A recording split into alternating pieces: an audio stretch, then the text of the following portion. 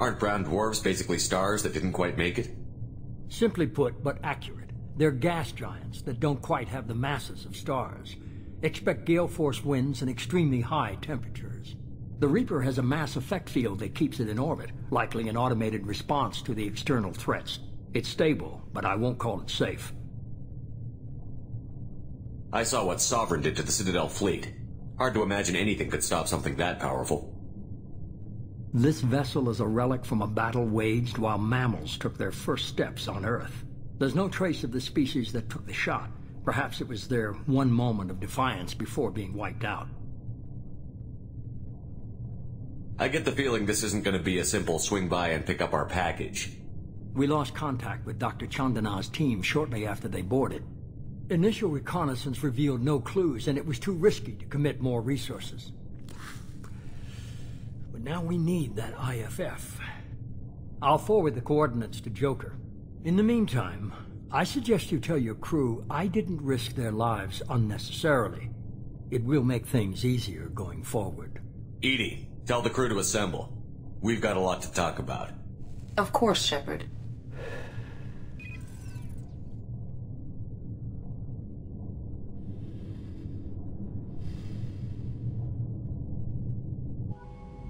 So the elusive man didn't sell us out. Could have fooled me. Lied to us, used us, needed access to the Collector databanks. Necessary risk. There really wasn't any other choice. Let's just hope this IFF works. My analysis is accurate, Shepard. I have also determined the approximate location of the Collector homeworld, based on navigational data from their vessel.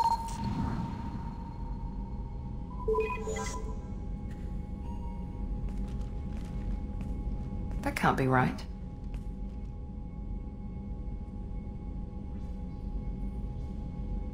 Better run the diagnostics, Joker. Looks like our AI's got a bug in the software. My calculations are correct. The Collector homeworld is located within the galactic core. Can't be.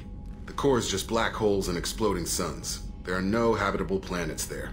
Could be an artificial construction, space station protected by powerful mass effect fields and radiation shields. Even the Collectors don't have that kind of technology. The Collectors are just servants of our real enemy, and we've all seen what their masters are capable of. They built the mass relays on the Citadel. Who's to say they can't build a space station surrounded by black holes? No wonder nobody's ever returned from a trip through the Omega-4 mass relay. The logical conclusion is that a small safe zone exists on the far side of the relay, a region where ships can survive. Standard relay transit protocols would not allow safe transport. Drift of several thousand kilometers is common, and would be fatal in the galactic core. The Reaper IFF must trigger the relay to use more advanced encrypted protocols. Just because we can follow the Collectors through the relay doesn't mean we can take them out. I don't want to go after them until I know we're ready. Sooner or later, we need that IFF. I say, why wait? It's a derelict Reaper. What if the Collectors are waiting for us? We may want to build up our team before we take that kind of risk.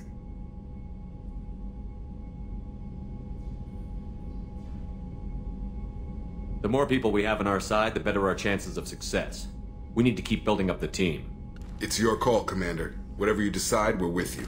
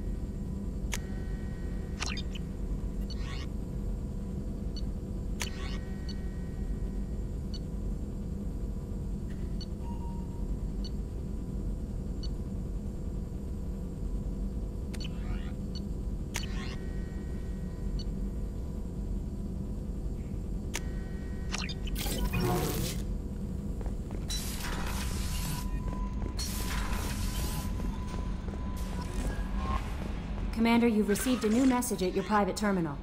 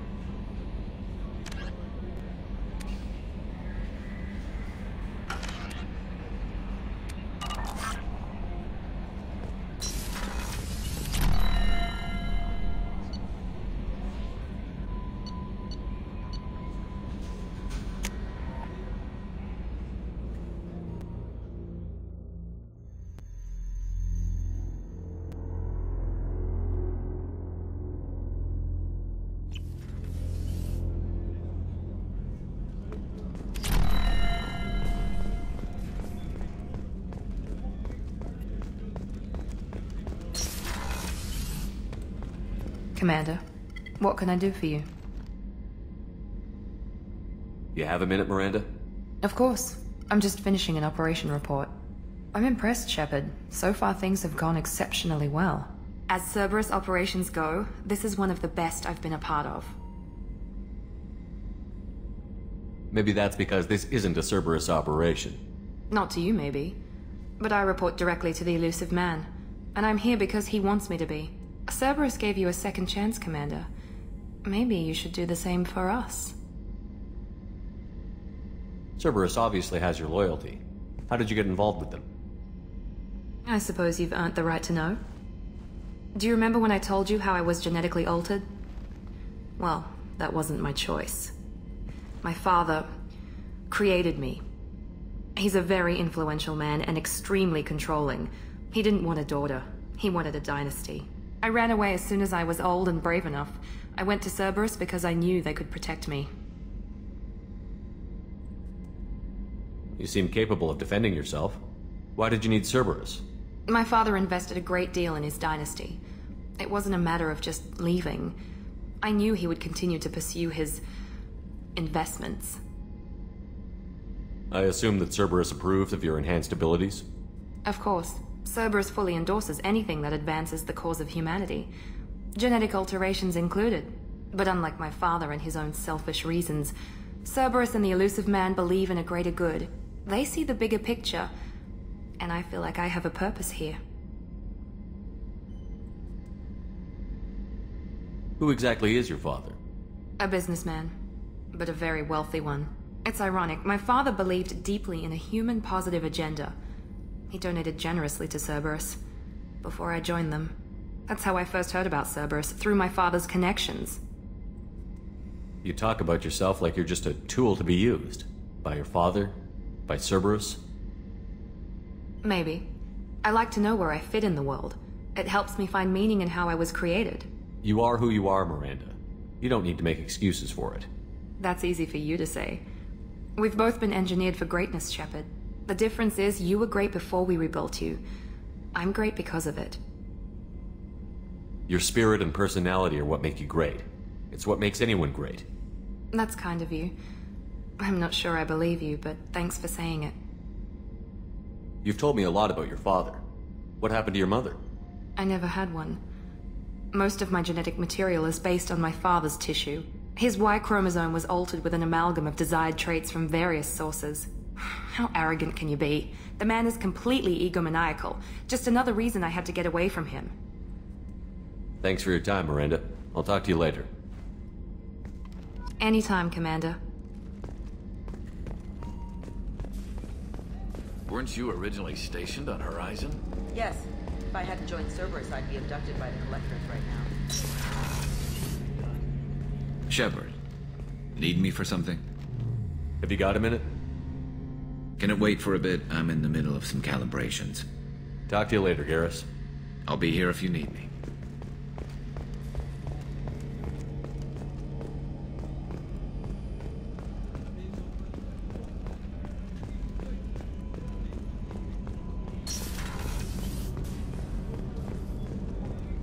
The starboard observation deck is closed until needed.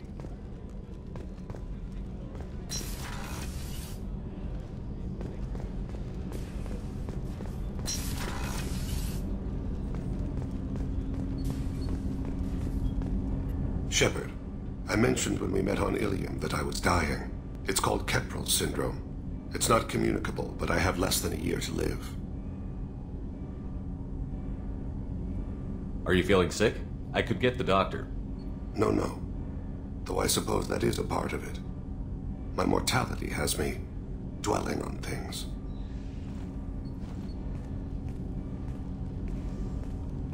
I had a family once. I still have a son. His name is Kolyat. I haven't seen him for a very long time. How long has it been since you talked? 10 years. He showed me some of his schoolwork and asked if we could dance crazy. We did that when he was younger. What sort of dance is that? I checked my extranet contacts. I expect an update on my next target. The console plays music. Oh, unfashionable. Kolyat jumps into the room. My father runs around in circles. I scoop him up, toss him into the air. He shrieks, laughs, spin me. The console beeps. I put him down. Click the message. Father, he pleads. Tucks my sleeve. I need to read this, I say. I don't look at him.